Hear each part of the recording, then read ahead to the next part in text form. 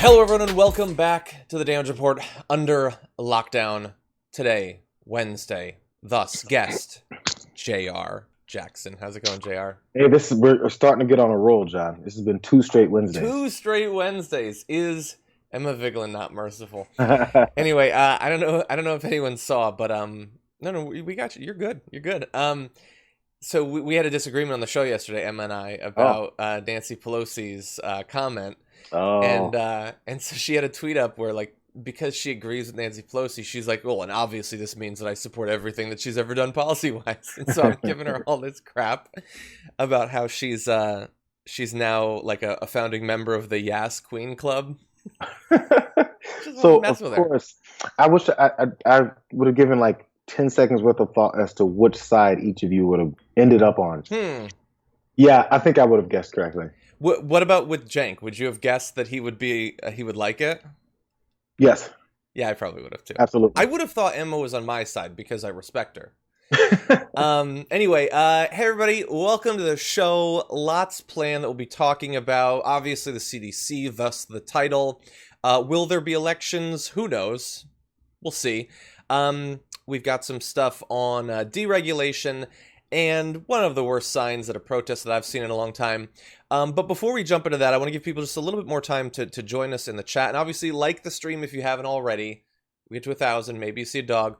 Jayar and I, right before we went live, we were briefly talking about, and you know, this is something that I'm sure a lot of people have a version of. I miss being at the studio. Like, Edwin, have you seen Edwin's photo, Jayar? No. So as we were, the final day when we were clearing out of the studio and we were taking everything we would need to do the remote shooting, Edwin took a photo, I probably won't be able to find it, of like the dark studio, just of the desk.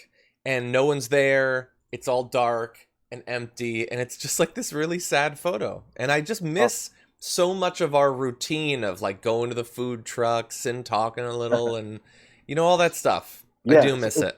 We were talking about just, you know, because we're doing everything from home, and I'm not sure if to you the days feel quicker.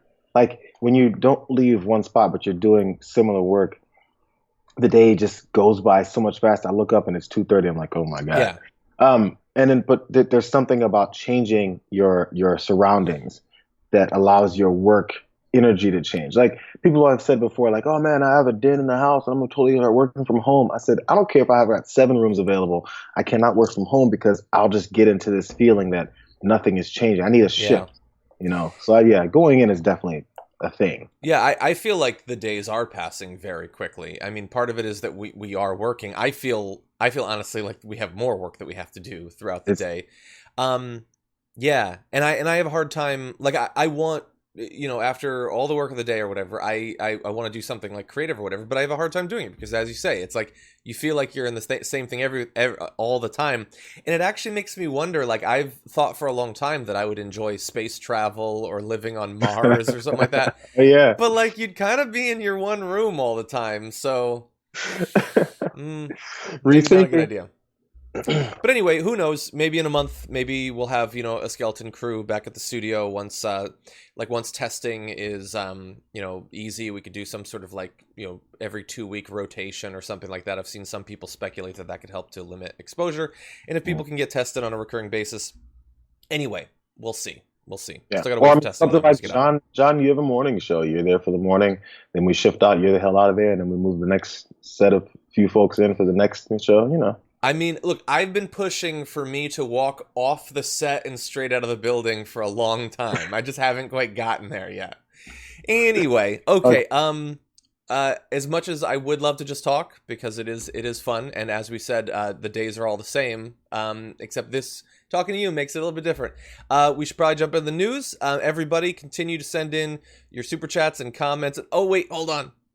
I don't know if it was Craig or if it was Bart. But I want to show you the photo I was talking about. You got it. Right there.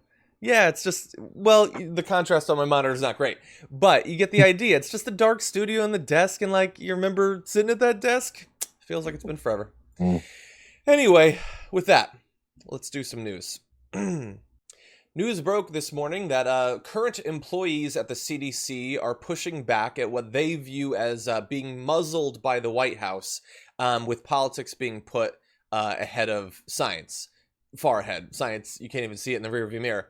But anyway, I want to give you details of some of what these CDC employees have said recently to CNN. In interviews, CDC officials say their agency's efforts to mount a coordinated response to the COVID-19 pandemic has been hamstrung by a White House whose decisions are driven by politics rather than science. Right off the bat, find it pretty easy to believe that's basically what we've seen. What I want is specifics, though, and we do have some of that. One current CDC official says, "We've been muzzled. What's tough is that if we would have acted earlier on what we knew and recommended, we would have saved lives and money." And so we know the stakes. We know that that is what it is, that the damage to the economy could have been lessened if we'd contained this early on. Certainly tens of thousands of lives conservatively could have been saved if we had taken it seriously. And when I say take it seriously, I'm not setting up some sort of impossible bar where, like, on January 5th, Trump is, driving trucks of masks and testing kits across the country. I mean, if in late March, if in the middle of April he was taking it seriously, some of the damage could have been limited. And it seems like the CDC agrees. Well, there's these expectations that people expect for the leadership of our country to have when it comes to things of this nature. And the way that, as this is pointed out with the CDC, if it's a political approach to everything, you won't get any action. You'll only get reaction because politicians only want to make sure things are clear for them to look ahead. So in preventing things, that's what you have your team for, that aren't politicians or aren't politically based people. But this guy has been has been transferring the system so much to have just a blind loyalist that they won't actually do any work to prevent things. They'll only do things to protect him after things happen. So it's a reactionary approach to governing, which doesn't work out. I've said it before when it comes to the gun issue. If we do things on gun control or put things in place that will end maybe the number of mass shootings we have, we won't see those mass shootings. So when people say, "Oh man, but there was a mass shooting today," I said, but precautions and things we put in place that maybe stopped a mass shooting you never saw happen. Exactly. You can't go and say, "Hey, so that mass shooting on April 17th, it never happened." Yeah, because it never happened, so you don't get a chance to talk about it. So if you actually have some actions towards stopping a pandemic before it gets to this level, or even addressing it when no one knows it's happening because you're the president and you have an administration full of people that get highly classified information, if you take that information and do something with it, we'll never see it, and therefore we'll never have anything to react to. Yeah. It's if there's no news, that's a good thing. But Donald Trump is not in the no news department. Yeah, we have to be able to consider multiple potential timelines. The one that we're currently in, that we're trying to understand, the one that we could have been in had doctors and scientists been taken seriously and had their advice been solved, and also what we could have had if nothing had been done, which is what some initially wanted. I will repeat until my dying day, Trump's "what if we just let it wash over us" thing. That was his theory. Just let everyone get coronavirus, let a certain percentage of the American public die, and then see what happens. He had to be talked out of that. That was a path that he wanted to walk down.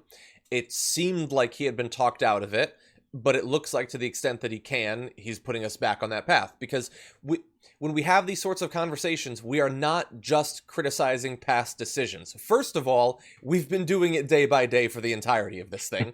But also, we are concerned about the efforts that are going to be undertaken or not going to be undertaken in the near future as well. If we're considering different potential timelines with different potential numbers dead, that's not just looking backward, that's also looking forward. And really just hoping that that the people who are protesting are a small minority, and I hope that even in the states that are prematurely reopening, that people are still, that it has been drilled into them that they need to distance socially, that they need to wear masks and all of that. I really hope that as we speak in Florida and Georgia and Kentucky and all the Texas, all those states that have reopened, that as many people as possible are still doing that, because that is our only hope if the doctors are not going to be listened to by government. Yeah, let me read one or two more messages from the CDC official. So one said, if you look at our guidance documents online, they've been watered down a lot. The ones that were written in March say, go home and stay there, and they're very clear. And the ones now say, in consultation with state and local governors, do what they say. We normally give guidance, and then states take that guidance and turn it into policy.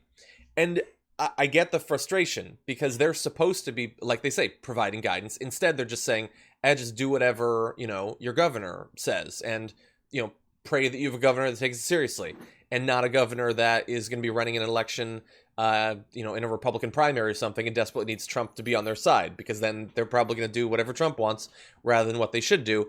And the thing is, one reason they're watering down these guidelines is we know what happens when they don't water them down. They don't get released. That's happened very recently. If it is a strong statement, if it goes against the message that the White House itself is putting out, then it's just going to be kept internal. And our only hope is that at some point bits of it will be leaked. Yeah, I mean, and as you've seen, so you attack leakers, you attack whistleblowers, you attack scientists, you attack logic, you attack all these things to make sure that whenever the people who know what they're talking about, who may say something that doesn't match up with their political goals, that you can subvert that and make sure that people listen to you instead of it. It's if you want to make sure that people are only blindly following you, you have to discredit everyone else. And usually, if you're on the wrong side of history, the people you're discrediting are giving you straight facts. We've seen every time the things that make Trump the most upset is when someone gives facts straight up. He's pretty mad at Pelosi too, though, to be fair. We need to talk about a relatively new show called the Republic, or UNFTR. As a Young Turks fan, you already know that the government, the media, and corporations are constantly peddling lies that serve the interests of the rich and powerful. But now there's a podcast dedicated to unraveling those lies, debunking the conventional wisdom. In each episode of the Republic, or UNFTR, the host delves into a different historical episode or topic that's generally misunderstood or purposely obfuscated by the so-called powers that be, featuring in-depth research, razor-sharp commentary, and just the right amount of vulgarity. The UNFTR podcast takes a sledgehammer to what you thought you knew about some of the nation's most sacred historical cows. But don't just take my word for it. The New York Times described UNFTR as consistently compelling and educational, aiming to challenge conventional wisdom and upend the historical narratives that were taught in school. For as the great philosopher Yoda once put it, you must unlearn what you have learned. And that's true whether you're in Jedi training or you're uprooting and exposing all the propaganda and disinformation you've been fed over the course of your lifetime. So search for UNFTR in your podcast app today and get ready to get informed, angered, and entertained all at the same time.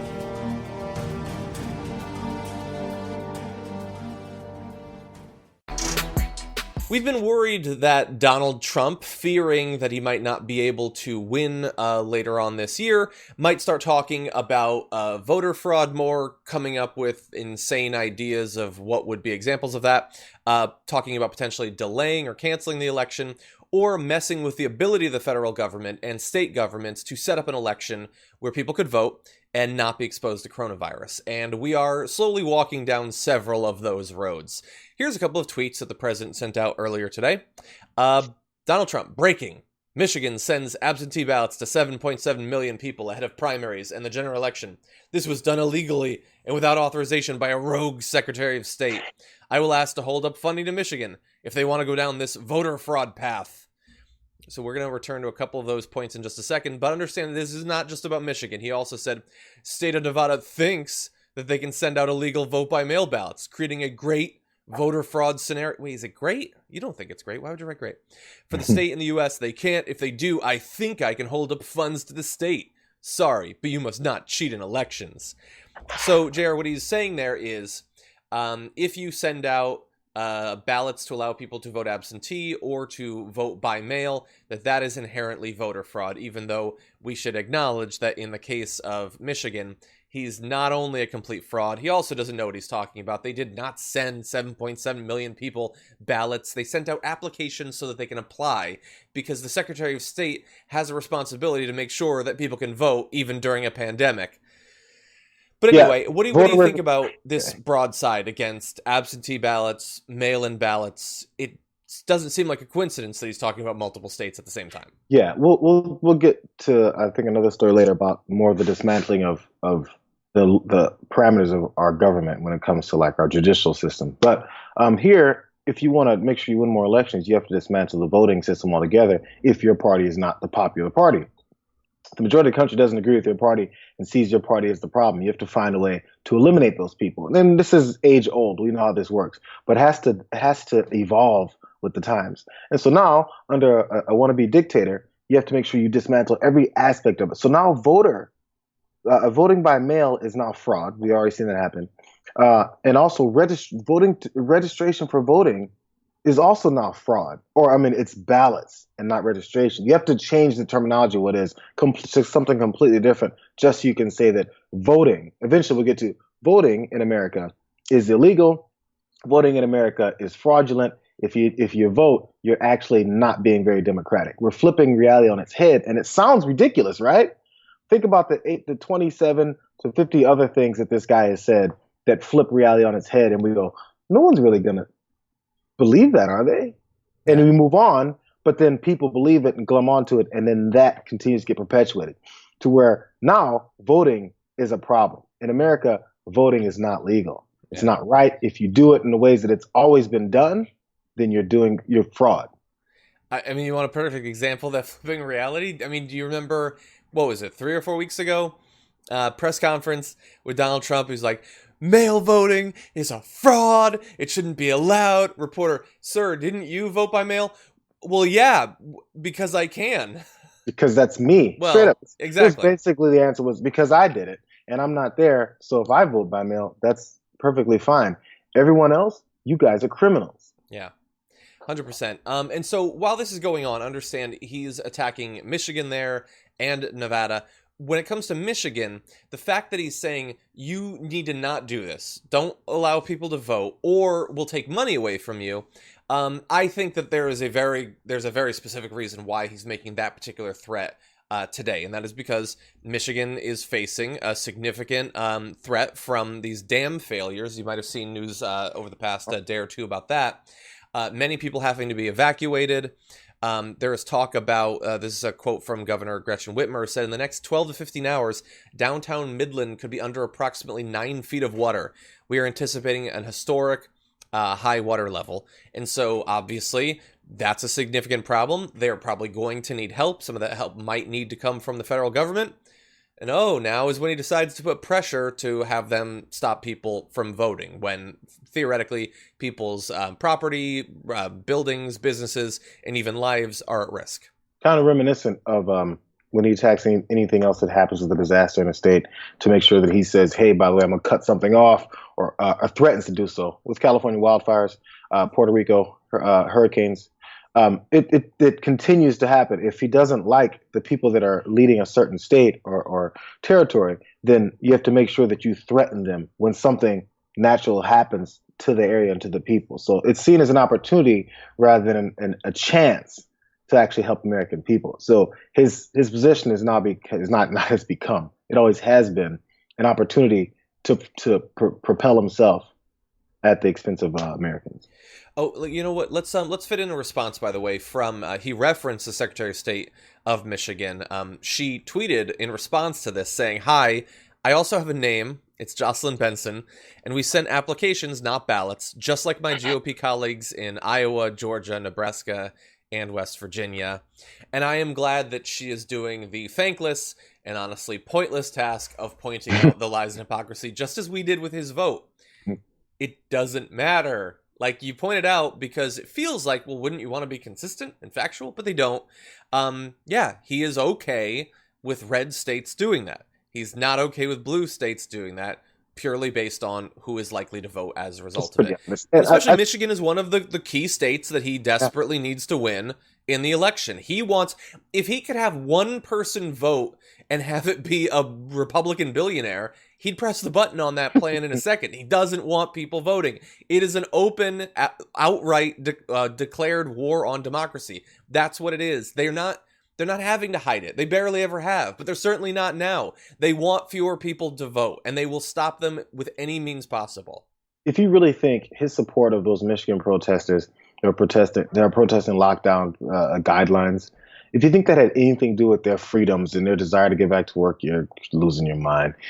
He's like, oh, Michigan, that makes sense. Maybe that can help me. I see an opportunity here. Let me see if I can rile up people further and make them think that anyone who's on the opposite side of the aisle is against him. And it's for me, this will help my reelection chances.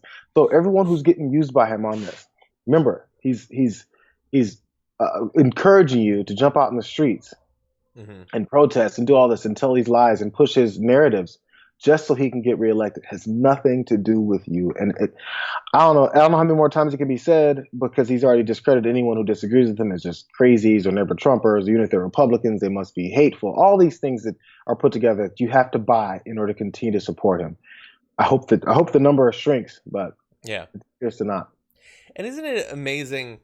Like, you have 2% of the country that is sure that the greatest threat to liberties that's ever been created in the history of man is being asked politely to wear a mask before you shop at a nice grocery store.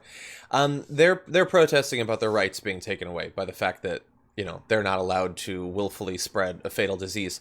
While this has been going on, like, bills passed allowing Bill Barr to look at your search history without a warrant if he wants, among a variety of other privacy infringements that have been passed. The only legislative priority that Donald Trump and Mitch McConnell have right now when it comes to the coronavirus is taking away your ability to sue your employer if your employer sets up a dangerous environment and you get coronavirus and potentially someone around you dies as a result of it. They stripped you of that right.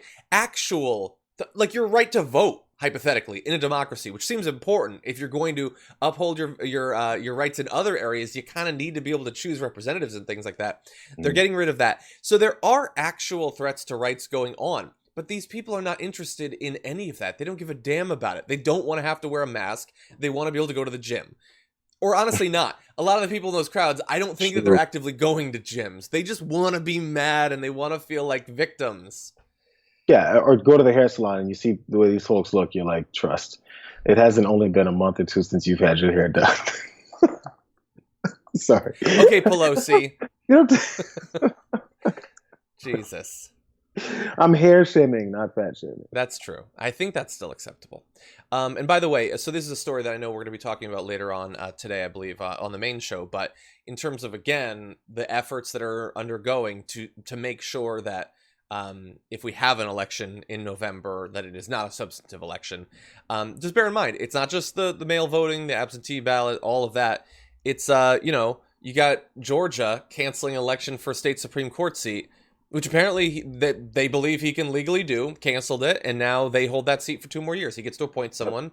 He's going to appoint a right-wing whack job, and for 2 more years, they're going to have that. And isn't it nice to have control, almost unilateral control? Brian Kemp, a guy who already interfered with the last election in Georgia, that he's now going to have an even more sympathetic state Supreme Court. So Georgia, a state that is looking like it might be tight in November, if he wants to, strip away polling places or do other stuff, that gets challenged. Where does it go to? State Supreme Court. Absolutely. Which is his. It's a convenient setup if you can get it. Yeah, we've seen how Mitch McConnell wants to make sure he controls the courts for generations to come. When he's long gone, he wants to make sure that his legacy of hatred and bias is sitting within America's courts, which will help destroy the country. It's the same thing. They know where the levers are to make sure that they're given free rein to do the things that they want to do. And, there's just another level of it. It has to have coordination also with the retiring state Supreme Court justice in Georgia that said, hey, I'm going to resign, and my end date is now before the end of the year, to make sure that this part of the law can be put into place to allow Governor Kemp to do this. It's all has to be coordinated. It's not a coincidence. We know it's like there's too many coincidences where they get exactly what they want based off people that are in the same party. Yeah. Come on, man.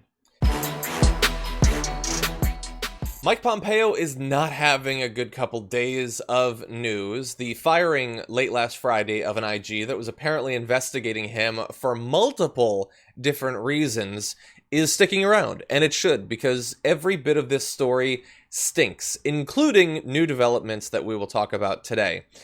First, this has to do with, we initially thought that the Inspector General, Steve Linick, might have been fired as a result of investigating Mike Pompeo using an aide to run errands and things like that. Then it came out that he was also investigating the decision to declare an emergency to allow for arms sales to Saudi Arabia. We found out a little bit more about that particular investigation.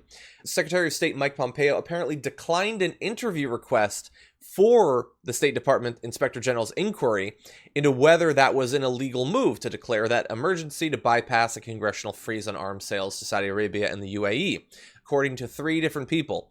Mike Pompeo instead chose to answer written questions from investigators working for the Inspector General. That indicates that the Secretary of State was aware of Mr. Linick's investigation and the specific lines of questioning, something that he has previously denied, that he doesn't know about these investigations until they come out.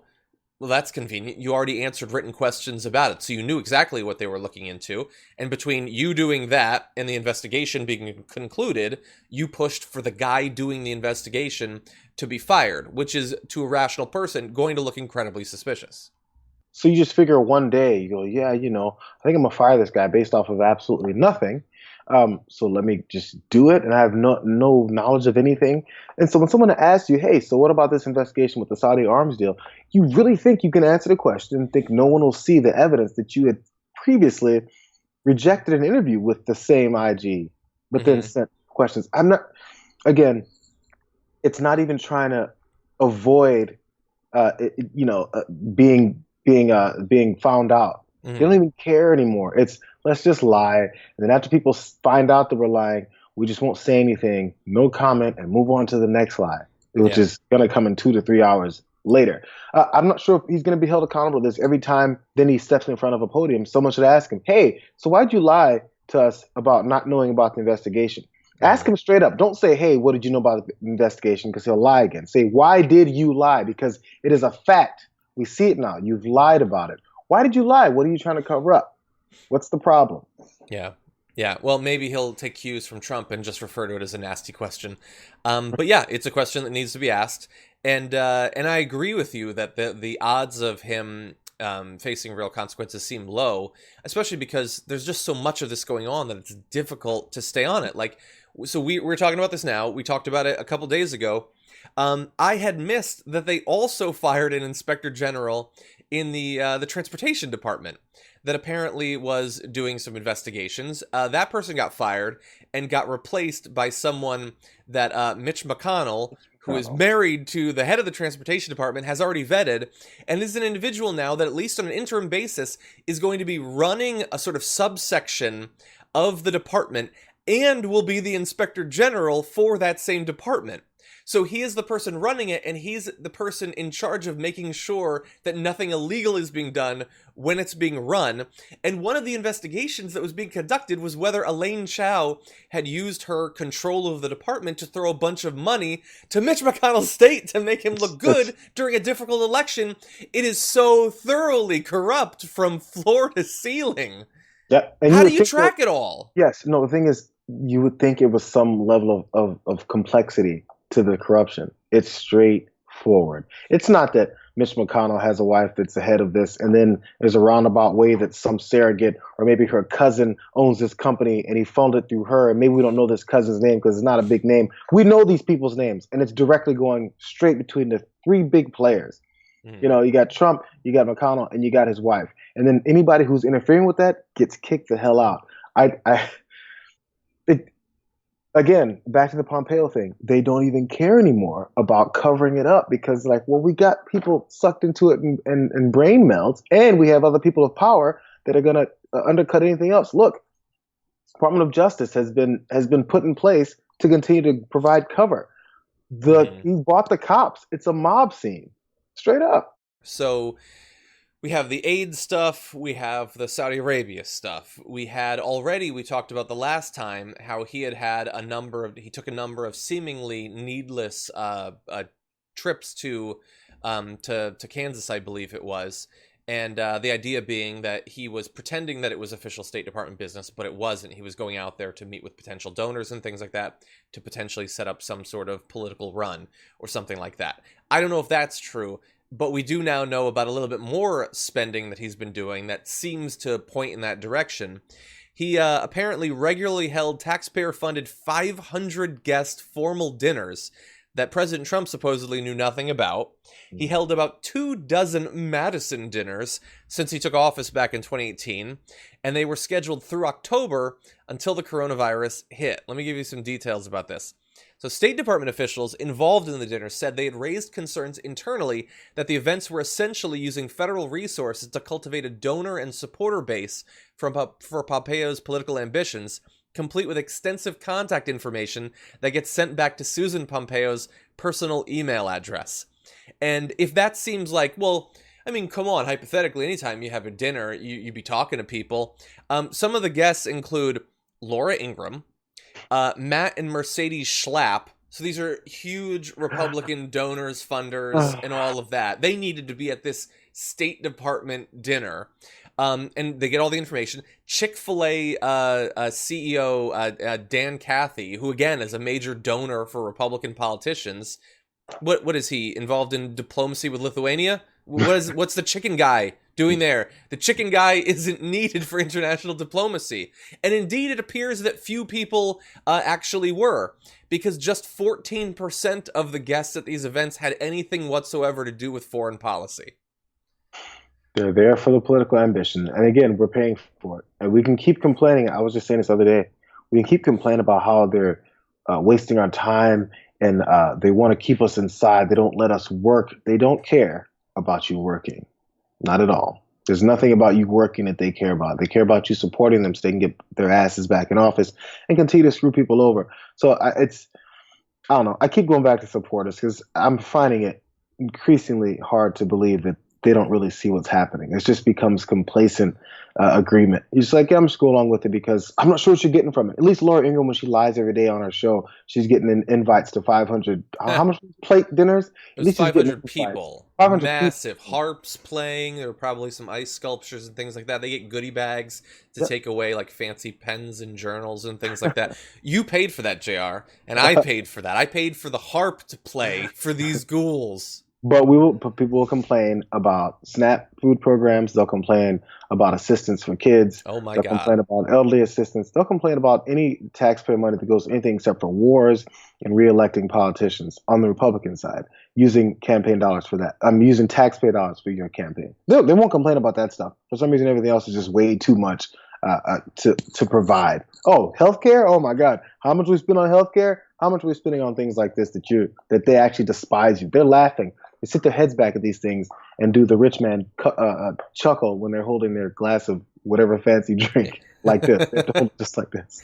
I don't even know. It's been a while since I watched Frasier. I don't know what fancy drink. Here it is. I have one. Yeah? You have to hold their glasses just like this. Exactly. The point about SNAP is a great point, JR. That I don't even know what fancy food they're eating. Something fancy. That's okay. Except in my glass, all I got is lemonade. So, I mean, I don't have the fancy drink. Yeah, I don't either. I have this is why I'm falling apart physically. I'm drinking Green Monsters in the morning and I'm dying. Now let's tie this all together, because this last bit about the dinners and stuff isn't necessarily just another separate scandal. It might indeed be tied in with what we were talking about with the Inspector General. We don't know for sure. It's unclear whether the Inspector General was also investigating these Madison dinners, but two administration officials told NBC News that Linick made some type of inquiry to the protocol office last week before he was fired. One of the officials said Pompeo's office was then notified. I mean, we don't know, but come on, people. Oh my God. Hey. No, it's about the walking the dog. That's what it was. It was about him having an aide walk a dog. It's not that he's worried that the incredibly expensive campaign dinners that we're paying for are going to finally be cut off, and it's going to create a scandal that hypothetically could hurt his future political run. No, he would never let those considerations lead to an IG being fired. Why not? They're throwing them all overboard. Why not add one more to the pile at this point? I tweeted, in DC right now, if an inspector general looks you dead in the eye, they get fired. That's all it takes at this point is eye contact. And they set you on fire. It's unprecedented. It's unprecedented. I'm not sure how much further it can go before people realize it's exactly what it looks like. You don't have to. These aren't okay. You can connect the dots on something like when things get reported back to the wife of the guy who's misusing government funds to pursue his political career. You can't connect those dots, but you can somehow connect the dots on Obamagate when there's nothing. You can connect those dots. You can connect the dots on spraying Lysol in your face for coronavirus. You can connect the dots on taking hydroxychloroquine when the president's lying about doing that. And actually, maybe he is. But either way it goes, you can make all those things and assume that it's fine. But you don't think this is a reality. Yeah. It's willful. Look, I like I said before, I don't know what Obamagate is. And that is the thing I have most in common with Donald Trump. He doesn't know what it is either. But what I suspect it is if you are desperate to be able to pretend to care about government corruption, but you have an ideological reason that you have to ignore all of this abundant corruption going on, then it's convenient to have this other thing to talk about. Donald Trump is not really doing anything about the pandemic right now, but that doesn't mean that he's not doing anything. He's doing stuff with the pandemic as cover. Take a look at this video. It has to do with his new push to deregulate everything. Because with millions of Americans forced out of work by the virus, it's more important than ever to remove burdens that destroy American jobs. In a few minutes, I will sign an executive order instructing federal agencies to use any and all authority to waive, suspend, and eliminate unnecessary regulations that impede economic recovery. And we want to leave it that way. Okay, so what he's saying there is, I'm telling all of the federal government to look for any regulation that could conceivably be linked to hurting business, which we know one of the cores of conservative ideology is that every regulation hurts business, hurts profits, and all of that, and to get rid of it. They're saying it's about coronavirus, but they wanted to do this before, and he just said he wants it to be permanent. It has nothing to do with the pandemic. Yep, that's what it's again more for opportunities. Like, oh man, global pandemic's going on, and Americans are affected severely by it. Hey, here's our chance to start throwing things in there. And guess what they do? And guess what they usually do on these types of things? They accuse the opposing party of doing these things. Again, it's the same deflection. Hey, look over there. Look what they're doing while we stand right here and do it. It's pretty obvious he's not even good at it. That's the way, like straight up. Hey, I want to eliminate any and all regulations on all businesses because of the pandemic, and then make it permanent after the pandemic. Mm-hmm. What are we talking about? So again, putting that in any kind of real life terms is food safety, air quality, anything that the plants want to do that we've been trying to help keep them from doing to all this time, they'll just do. And then you can pay the price for it, I guess. I mean, people in the areas that he doesn't care about, who many of them are his voters, understand that he's putting these things on you. There's not going to be any pollutants. There's not going to be a lack of any kind of quality controls on anything that he puts in his body. Trust me. Mm-hmm. So that just falls to you. Same thing with this come back to work thing as early as possible. He's not going out and putting his face in front of everyone's face, and neither his supporters, or neither his surrounding people. Just you guys, just the supporters are. Yeah, and so we talked about a version of this earlier on. So two areas that we've talked about on the damage report about this. One is we've been talking constantly about the meatpacking plants and the deregulation that they pushed through that have not only obviously increases the risk of some sort of contamination getting out there, but it's amidst the pandemic when you should be even more careful about what's going on at these places, but also the EPA. So the EPA has already used the pandemic to suspend reporting rules and other requirements for the fossil fuel industry, which green groups warned gives oil companies a green light to pollute the nation's air and water with impunity. And they're doing that. This is just an expansion to everything. And the problem is, so there's bad news and there's good news. The bad news is that they're gonna find any excuse for all this stuff. It's gonna be incredibly broad. Some of it hypothetically is going to be permanent. The good news is that while he can do this, and a lot of this won't require the input in any way of the Senate or the House or anything like that. Some of it could be challenged hypothetically to the Supreme Court, and with every passing day, good luck with the courts. But the good news is that a lot of this is just as easy to reverse, hypothetically. If you get him out of office, some of this could be reversed. Now, some of it perhaps in a Biden administration would not be. A lot of it I think would. The environmental changes, I have no doubt that the reversal of Obama executive orders on the environment, that he would reverse them too. I doubt he'd go much further, but at least we'd have that. And as long as he's there, he's going to have the ability to do all of this. And every one of these, we try to remind people, every one of these regulations is a protection that has been put in place to tamp down on the excesses of industry and protect American lives. That's what it's, or the workers. The consumers are workers. That's what they're there for. That's what they're getting rid of. That's what the stakes are. Good luck convincing folks of that, because for some reason that doesn't compute. I'm not sure when it's going to come through that way, but people just don't think of it that way. And so when you talk about the only way to maybe stop this is when someone else may come in, another president, and cut out all these executive orders. But I mean, as we've been mentioning throughout this show, the other aspects of this whole plan put in place to make sure that doesn't happen. So dismantle the election system, dismantle democracy, and then also dismantle our protections like this so that there isn't much of a chance for someone else to come in and do these things. Just it's across the board coordinated effort to do this while also holding on to power. Wait, hold on.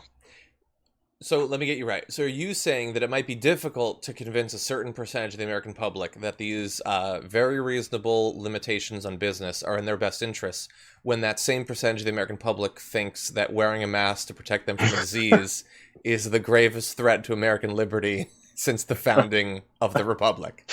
Yes. Is that what you're saying? Close. You're close. You might be onto something. You might. Okay. So we're going to keep an eye on it. The issue is we're going to need a lot of good reporters watching a lot of agencies to even know what they're changing. Because, again, a lot of this can be done internally. It's not, they're not going to have one bill that's going to have all the regulation changes.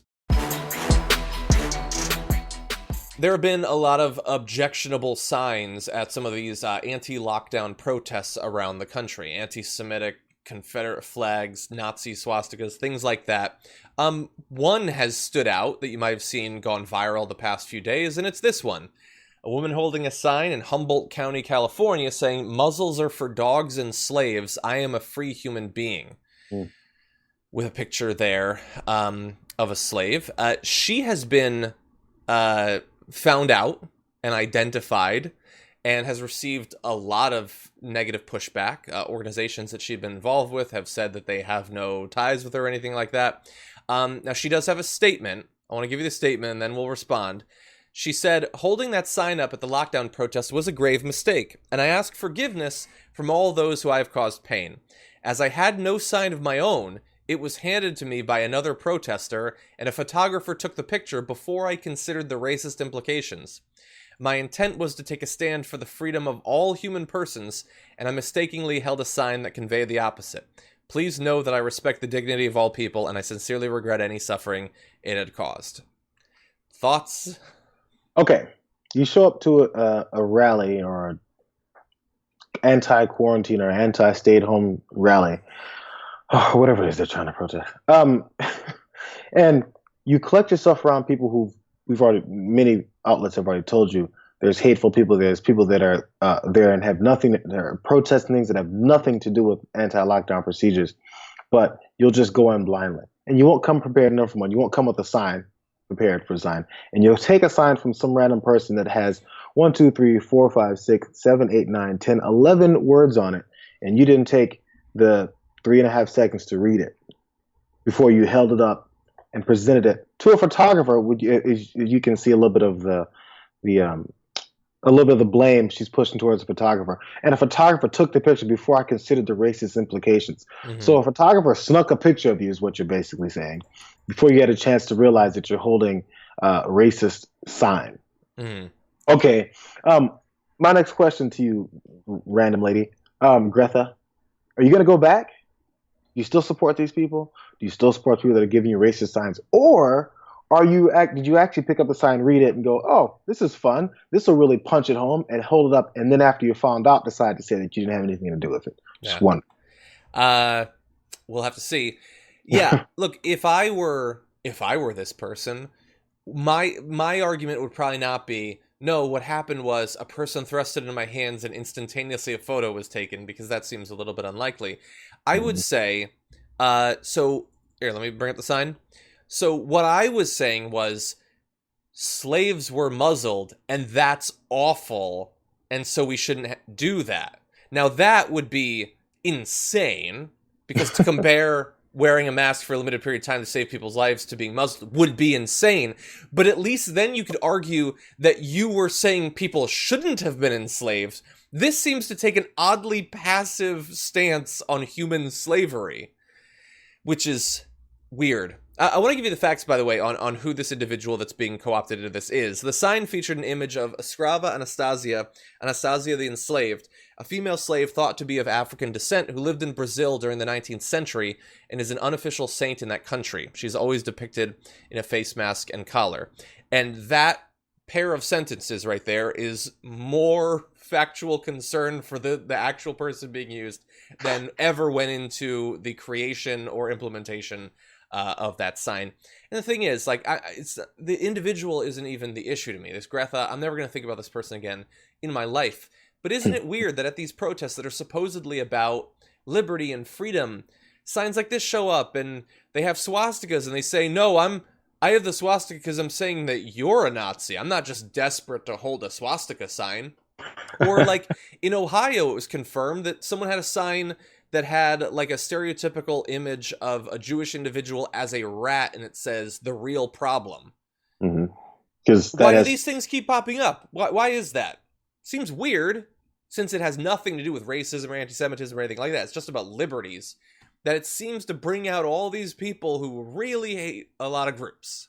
And you also wonder, so you glance at the sign, maybe I'm in the minority here.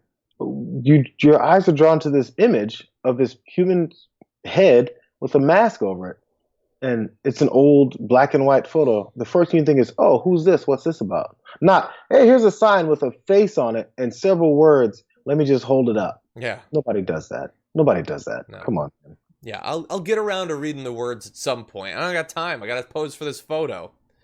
Yeah. What are you holding up for if you don't want to be seen? It's the let me bring back the actual image, because the way it's being held, that's not how you would hold that sign. That's how you present that sign to a photographer. And another woman did as well. It wasn't just her, and she says it wasn't her sign. Another woman was happily smiling into a camera with that sign. Again, it's like we need. This movement is not nearly as large as it wants you to believe, and I understand that by covering it, we make it seem bigger. I get that. That's why I try to acknowledge that it's not big, and we talk about the actual polls. But also, we should understand the nature of it. It's not to say that everybody thinks these things, but it is weird that people who do think these things find this movement so appealing. Maybe something to consider before going to one of these protests.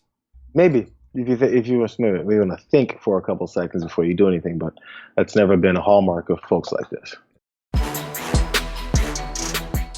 While we're all concerned about the pandemic, and rightfully so, we shouldn't become so focused on the experience of people exactly like us here inside of the United States that we forget that some communities are being hit much harder and are being hit in a way that isn't necessarily being focused on or reacted to. And so to help fill in some of those gaps, I'd like to welcome back to the show the Executive Director of We Exist Too, Ahmad Ibsais. Welcome back to the show. Thank you. Glad to be here. Glad to have you on. And, I know that you've been doing a lot of writing recently about how the pandemic is affecting refugee populations. So can you tell us a little bit about some of the work that you've been doing? Yeah, of course. So we don't see the extreme refugee crisis here in the United States, and there's not a big refugee population here, at least where I am. In Sarasota, Florida. So sometimes it's kind of hard for a lot of us to gauge what's happening on the other side of the world. So I've been trying to write and organize my own community to kind of recognize the refugee crisis because there's so many people, over 70 million people suffering internationally and that are internally displaced within their own countries and communities that are not getting recognized by any country. So they're not getting any sort of health care, food, water, housing, any sort of infrastructure. Mm-hmm. So, I've been wondering now for some time, some of these communities, whether it's like refugee communities, or I know, the situation in Yemen, they've been absolutely devastated by disease already. Some of these areas, do we have any idea how much coronavirus there is there? Is there testing going on at all? If it's rampaging through these communities, would we even know? Yeah, so that's the big issue with a lot of these communities being internally displaced as well as internationally displaced, is that they don't have their own kind of country or land that or government that's even giving them any sort of testing. So we don't know how big coronavirus is within these communities. And because of these communities have no access to healthcare and are put in such tight quarters, they're the perfect breeding ground for coronavirus and other sorts of infectious diseases and community diseases. You know, in the lead up, the last couple of years, I know that Donald Trump has successfully cut the number of refugees that we resettle internally in the U.S. And I know that the European response to some of the refugees crossing the Mediterranean has been horrendous, better in some ways. And so there was already a lot of trouble with getting help to these people. With so many countries dealing with coronavirus internally, do you see much outreach either from the UN or from the EU? Is there any aid being offered to some of these communities during the pandemic? Yeah, so the United Nations Refugee Agency, UNHCR, is doing their best, but they only receive half the aid that they actually need to provide any sort of relief to the refugees. But there's a lot of organizations like UMR, which is the United Mission for Resource and Development, which does a lot of work with Muslim refugees because approximately a little bit over 50% of refugees are Muslim refugees. So there's a lot of organizations doing on the grounds work, but not so much of a governmental work to help refugees. Yeah, what do you have any suggestions on what you think? Is there anything that the U.S. government should be doing, or that you'd like to see the UN do? Obviously, having more funding would be good, but what are some specific efforts that you'd like to see them engage in?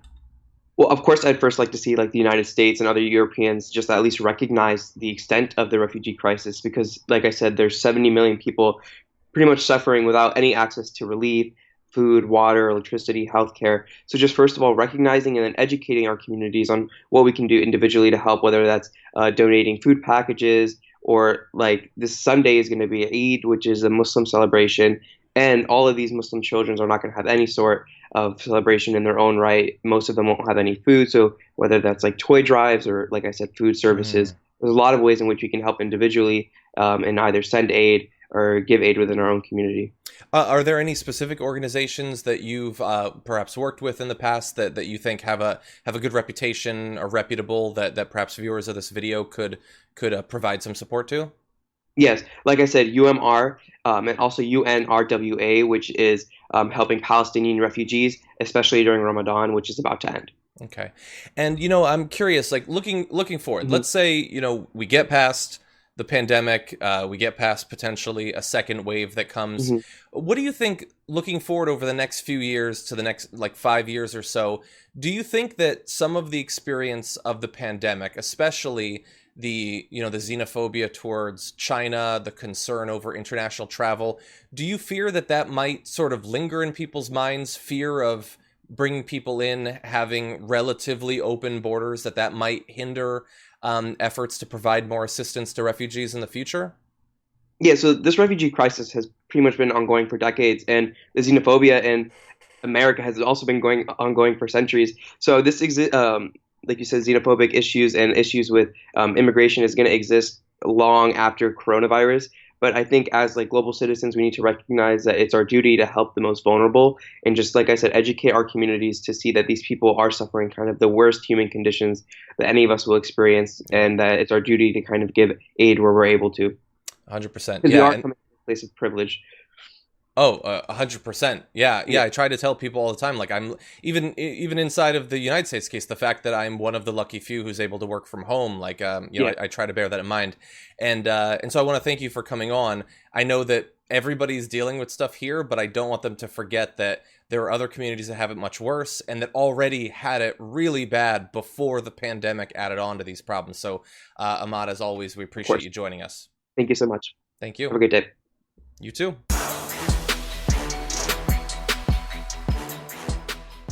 Thanks for listening to the full episode of The Damage Report. Support our work, listen ad-free, access members-only bonus content, and more by subscribing to Apple Podcasts at apple.co/TYT. I'm your host, John Adarola. I'll see you soon.